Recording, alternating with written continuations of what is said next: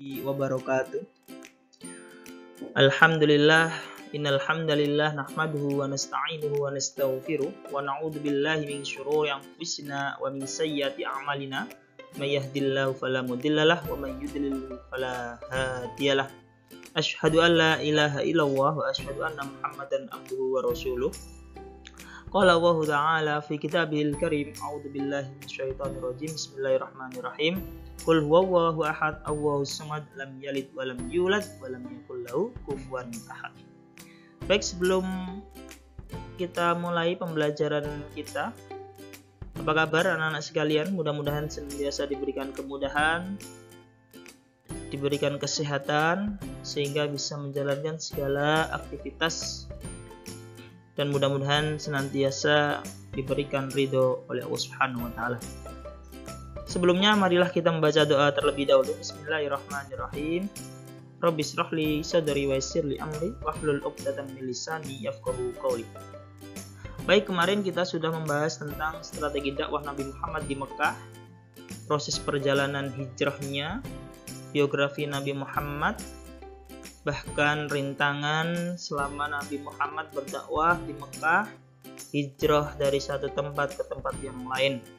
Adapun selanjutnya kita akan membahas strategi dakwah Nabi Muhammad di Madinah.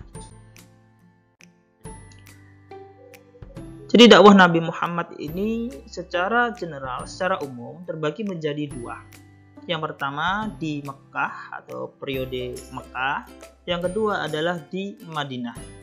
Ya, jadi dalam kesempatan ini kita akan membahas strategi dakwah Nabi Muhammad di Madinah. Kenapa kok harus Madinah? Ya, kenapa kok harus Madinah?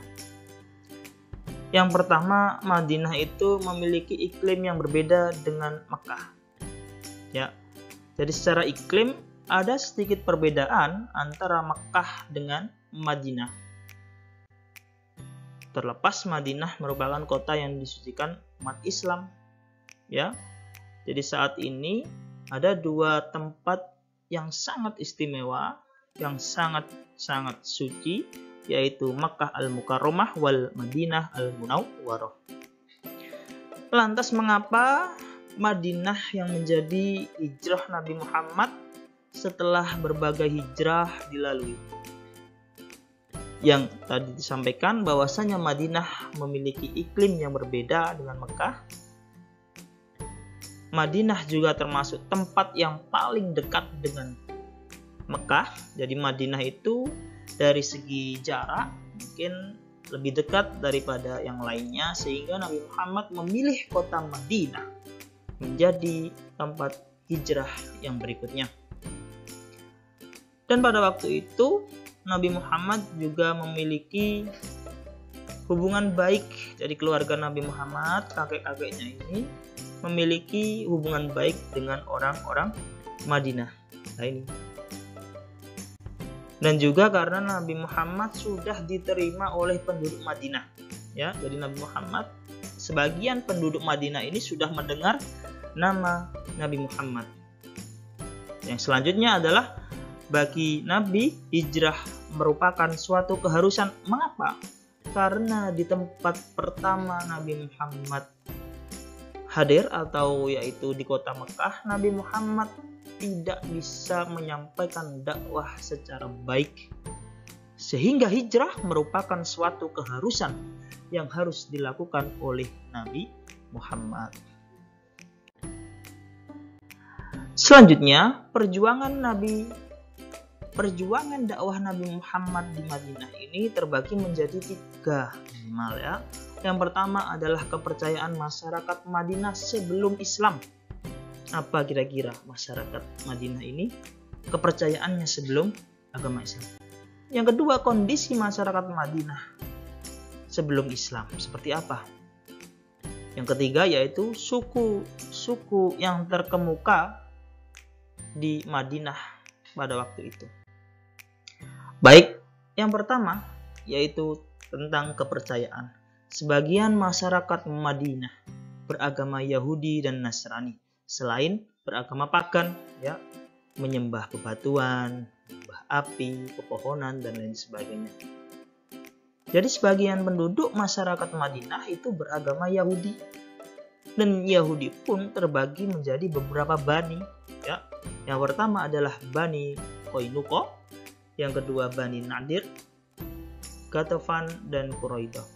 Adapun agama Nasrani terbagi menjadi kaum minoritas atau lebih sedikit, yaitu Bani Najran. Kondisi masyarakat Madinah, Yathrib, ya, atau nama sebelum menjadi Madinah, merupakan kota terbesar di provinsi Hijaz serta strategis dalam jalur perdagangannya. Jadi Madinah itu merupakan kota terbesar di sebuah provinsi yang ada di Hijaz dan termasuk strategis dalam jalur perdagangannya. Pada waktu itu ada dua suku, ya, suku yang sering kita dengar yaitu Aus dan Khazraj. Tadinya dua suku ini hidup berdampingan, namun lambat laun mereka ini saling berkonflik, saling bertikai antara satu dengan yang lain, mempertahankan keutuhan wilayahnya masing-masing. Nah ini. Dan selanjutnya Nabi Muhammad datang ketika masyarakat Madinah hampir membentuk suatu pemerintahan. Jadi Nabi Muhammad hijrah ini ketika masyarakat Madinah hampir membuat atau membentuk suatu pemerintahan. Akhirnya ketika Nabi Muhammad datang, pas, ya, akhirnya Nabi Muhammad sedikit banyak terlibat di dalam pembentukan sebuah pemerintahan yang ada di kota Madinah tersebut. Yang ketiga, atau poin C, terdapat dua suku besar yang tadi disampaikan di awal, yaitu Aus dan Khazraj yang suka bertikai. Islam datang untuk mempersatukan dalam istilah ummatan muslimatan. Jadi dua suku yang saling bertikai tadi, dengan hadirnya Islam hendak mempersatukan. Dan Islam pun tidak ada istilah kabilah. Jadi datangnya Islam ini mengubah atau menghapus konsep kabilah yang pada waktu itu masih kental, ya. Kabilah ini yang berhak, kabilah itu yang berhak, dan lain sebagainya. Hijrah ke Madinah, ya. Madinah merupakan wilayah pertanian yang subur. Banyak sekali tekanan yang didapatkan Nabi Muhammad sehingga mengharuskan untuk berpindah atau berhijrah ke kota Madinah. Ketika Nabi memiliki rencana untuk hijrah, ya, belum melangkahkan kaki untuk keluar dari rumahnya, lagi-lagi kaum Quraisy mendengar. Dan setelah mendengar, kaum Quraisy mengadakan pertemuan untuk mengatur strategi bagaimana caranya agar Nabi Muhammad dan para sahabat ini tidak jadi hijrah dan mereka bisa gencar melakukan aksinya, yaitu membinasakan Nabi Muhammad karena mereka sangat benci sekali kepada Nabi Muhammad.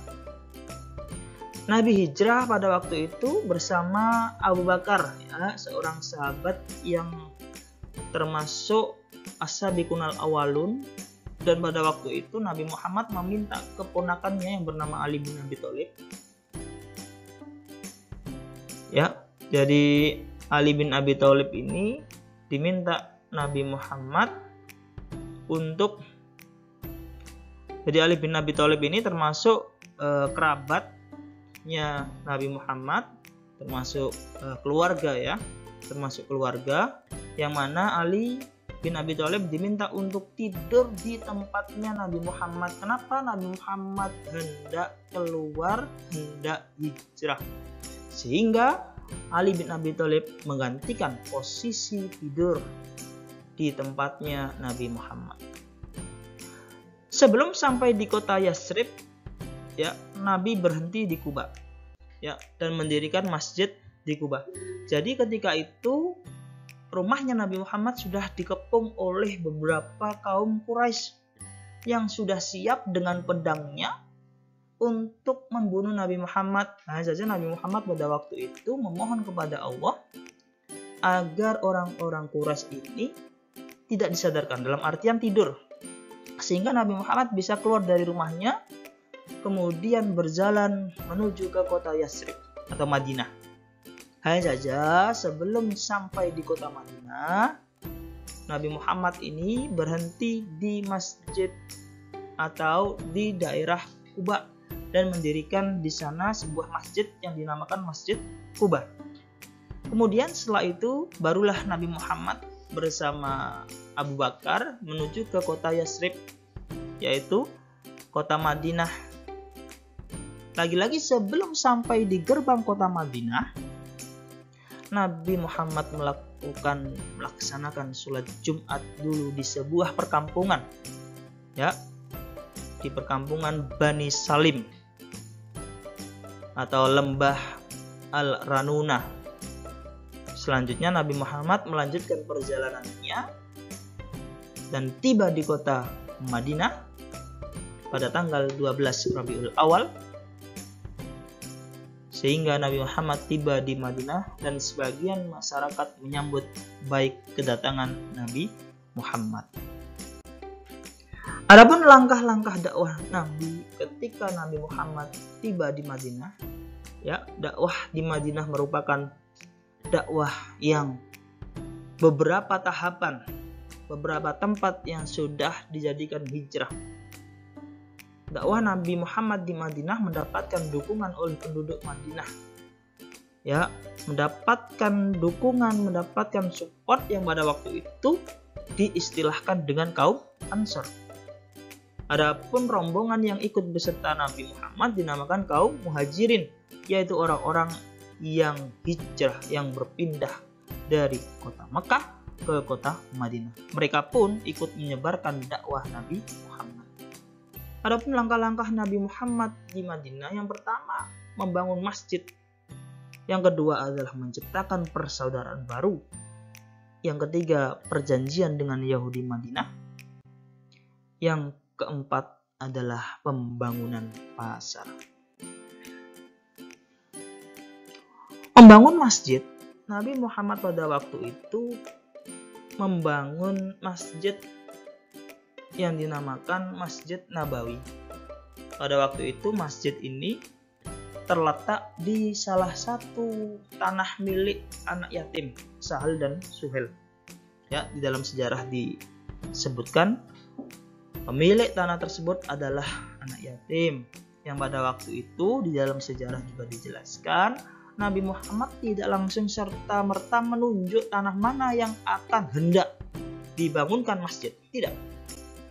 Tetapi di dalam sejarah dijelaskan bahwasanya Nabi Muhammad melepaskan kendaraannya atau untanya untuk memilih. Ternyata unta ini berhenti di salah satu tanah milik anak yatim. Pembangunan masjid ini tidak hanya digunakan untuk tempat beribadah, ternyata dijadikan juga sebagai sosial politik, pendidikan, kegiatan-kegiatan yang lainnya.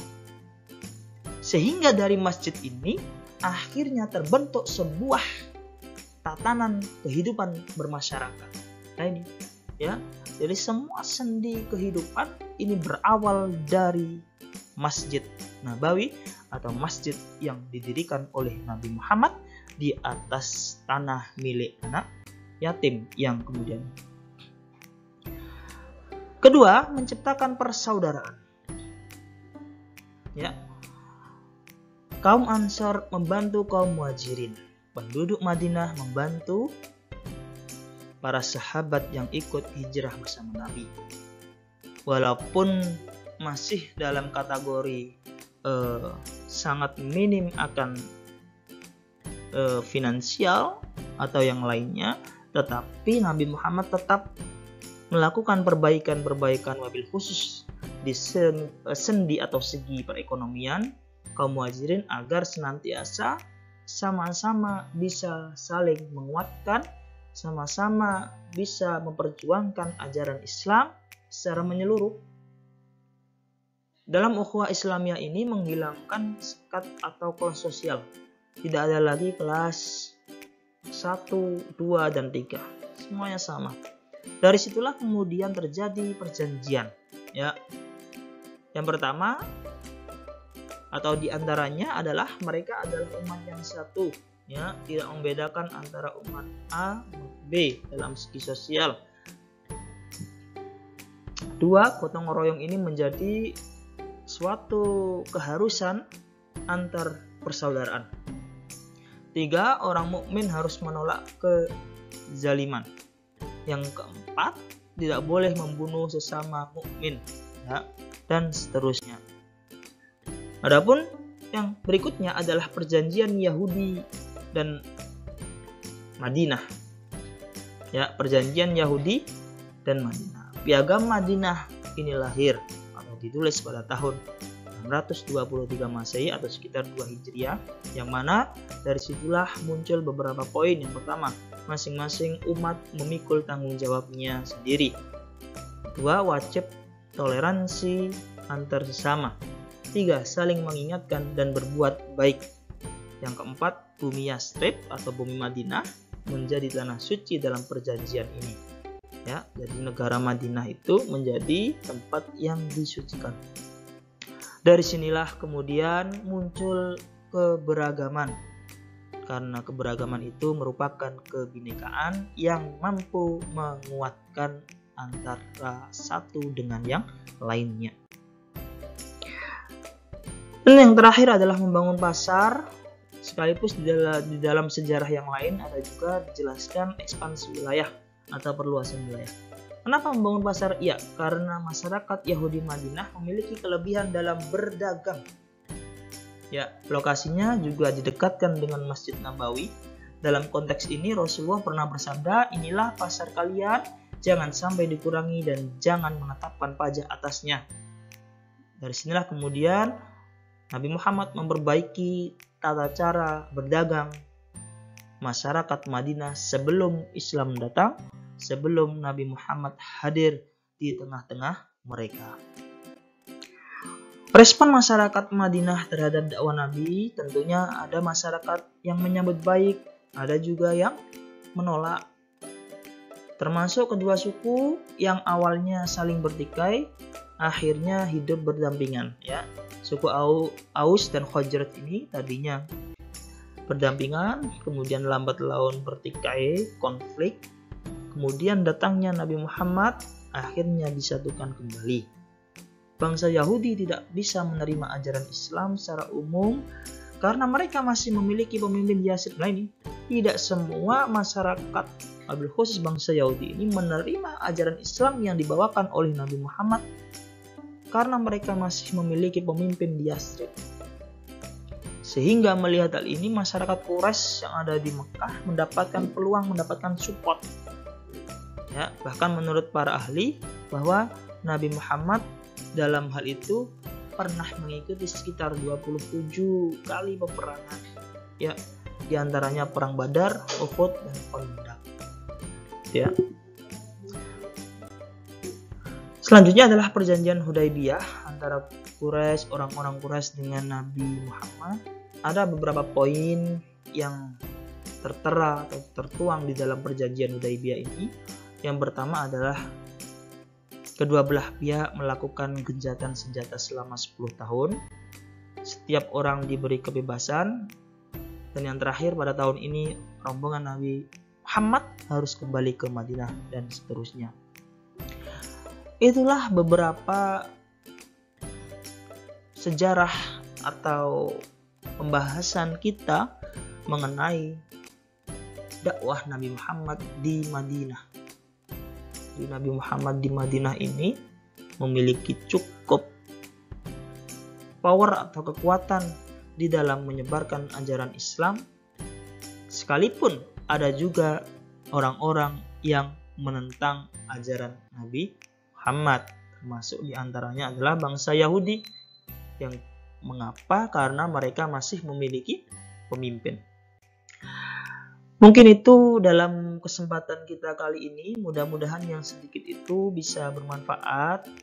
Dan Pak Fatih mengingatkan pada kalian, pada anak-anak, bisa menambah wawasan sendiri di dalam buku paket maupun di dalam buku-buku sejarah yang lainnya.